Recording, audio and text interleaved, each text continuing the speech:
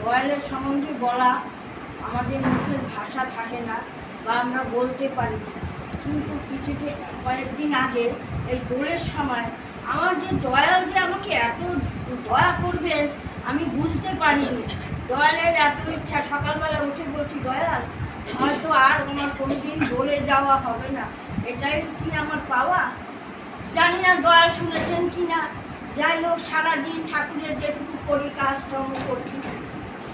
8:30টার সময় আমার নাতনি এসে বলছে ঠাম্মা দেওঘর চলো। আমি কী রে, আমি দেওঘর যাবো? টিকিট কাটা নেই, কিছু কাটা নেই, আমি রিজার্ভেশন ছাড়া উঠতে পারি না, কী করে উঠবো জেনারেলে? বলে তুমি চলো না, ঠাকুর ঠিক আছে।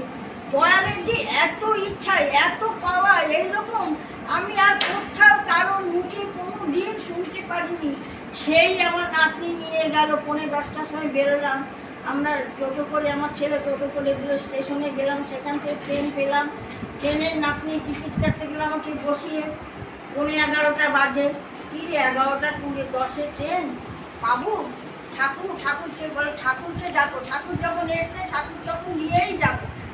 জেনারেলে উঠলাম, এমন বললাম যে এমন জায়গায় ঠাকুর বসিয়েছেন যাতে আমরা রিজার্ভেশনও করেও এরকম ভালো জায়গায় পাই। এমন যে দয়ালের ইচ্ছা, দয়াল সেই আমার সকালের সেই বাসনা দয়াল পূরণ করছেন। এই জীবনে আমি ভুলবো না যে আমার দয়াল সবার দয়াল না দয়াল। দয়ালকে যে বিশ্বাস করে, যে ভালোবেসে, দয়ালের সামনে যদি একটা কেউ কথা মন দিয়ে বিশ্বাস করে বলে দয়াল ঠিক তার বাসা পূর্ণ করবেই করবে। আমি এইটুকুতে কীভাবে যে আমি দোলে ঠাকুর আমাকে নিয়ে গেল, আমি কল্পনা রয়েছি যাচ্ছি আর ভাবছি ঠাকুর তুমি এই রকম, তুমি এত ভালোবাসো, তুমি খালি আমি একটু মুখ থেকে বলেছি, নিজের মন থেকে অন্তর থেকে তুমি সেটা ডাক, তুমি শুনেছো ঠাকুর। নিয়ে গেল, সুন্দর দেখে এলাম। আসার সময় ঠাকুরকে বলে গেছি ঠাকুর তুমি যেমন নিয়ে যাচ্ছ তুমি তেমনি নিয়ে আসবে। ঠাকুর যেমন নিয়ে গেছেন আবার তেমনি এমন সুন্দরভাবে নিয়ে এসছেন যে কি বলবো, মুখের ভাষা নেই, আমার ভাষা বলতে আমি পারি না যে দয়া যে কী জিনিস। যারা বিশ্বাস ভালোবাসা দয়ালের উপর নির্ভর করে থাকে তাদের কোনো দিন কোনো কিছু হতে পারে না বা পারে নাই। আমি বলি আমার ছেলেরা যাই হোক, আমার বিশ্বাস আছে, আমার বিশ্বাস আছে ঠাকুরের প্রতি।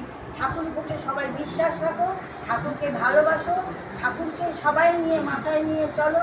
এই বলে নববর্ষের শুভেচ্ছা ঠাকুরকে জানিয়ে জয় জয়।